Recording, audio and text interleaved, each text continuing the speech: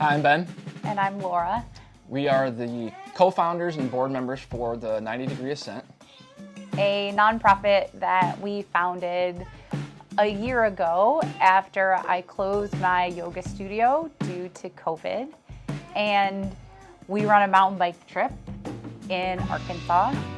And we were debating and chatting about what we could do for the veteran community. Laura introduced me to mountain biking, and it's something that helped me out tremendously. It's something that I got some of my veteran buddies involved in, and they all started enjoying mountain biking. And so we decided, what if we came up with a nonprofit that used some of this mountain biking experience that Laura introduced me to help spread this word through our veteran community as a way to help get them outdoors, help eliminate some chaos out of their life, and start kind of just building a community. So we incorporated mountain biking and mindfulness and goal setting as a way to improve veterans' mental, physical, and emotional well-being. And each of those items sort of have topics that relate to one another. So in order to be mindful or do yoga, you have to be focused.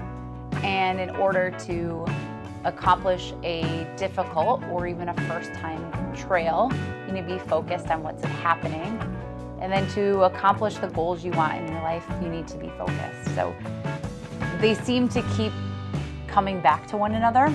Balance is another big one, to have balance on the bike, to keep your eyes looking down the trail.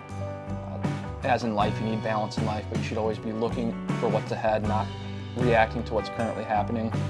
So that's one thing we try and work on, is how to eliminate chaos out of your life, is to goal set, to plan, come up with a roadmap of how you can reach those goals, and then break it down in sections. So 90 Degrees was the name of your yoga studio, but 90 is a powerful number that we've incorporated into our nonprofit as well. So we have our first initial meeting with the veterans, and then 90 days after that, we do another get-together, check-in, and how they're progressing through their goals. And then we're going to continue that for a year and collecting data on emotional, physical, and mental well-being.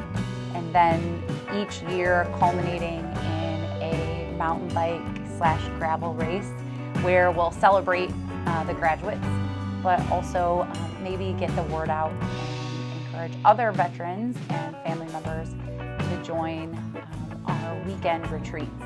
So we had our first weekend retreat in Bel Air, Michigan, a couple weeks ago, and it was a great success. Yeah, it went way better than I could have expected. We got great feedback.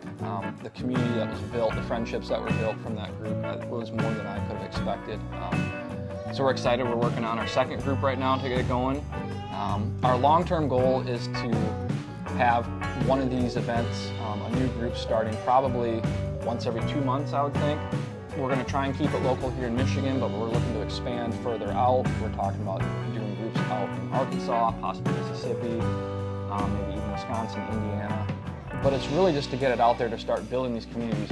Once that year is kind of passed, it's really continuing to build where a lot of these veterans can take what they've learned and take it back to their own communities, some of their own family members, their own friends, and maybe others, and share what they've learned, and then kind of help spread the word from what they've learned and kind of continue to build this bigger. Yeah, it was really cool to see people who had a little inhibition about getting on a mountain bike for the first time to get on a bike and then realize what they were capable of doing, and then wanting to get back on the bike more and more that weekend.